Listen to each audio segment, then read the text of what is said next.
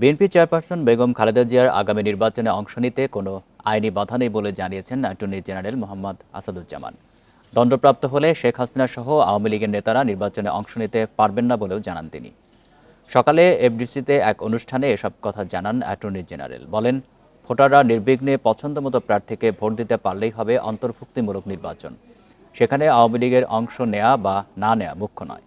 Attorney general বলেন, যারা নির্বাচন ব্যবস্থাকে ধ্বংস করেছিল, সংবিধান কেটে ছিঁড়ে মানুষের অধিকার হরণ করেছে, তারা ইতিহাসের খলনায়ক হিসেবে চিহ্নিত হয়েছে। আর জুলাই বিপ্লবের শহীদরা ইতিহাসের মহানায়ক। তিনি বলেন, হেলিকপ্টারে ব্যালট বাক্স ছিনতাই করে এনে পছন্দের প্রার্থীকে বিজয়ী করার ধারাবাহিকতায় বিগত 3টি নির্বাচন প্রহসনে পরিণত করেছিল আওয়ামী লীগ।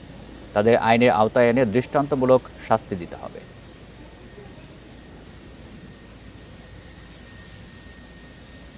আওয়ামী লীগ আগামী নির্বাচনে অংশগ্রহণ করবেন কি করবেন না সেটা আওয়ামী লীগের ব্যাপার। আওয়ামী লীগ বাংলাদেশের মানুষের দৃষ্টিতে, পৃথিবীর ইতিহাসে, পৃথিবীর মানুষের সামনে একটি স্বৈরাচারী রাজনৈতিক দল হিসেবে ইতিমধ্যে আবির্ভূত হয়েছে।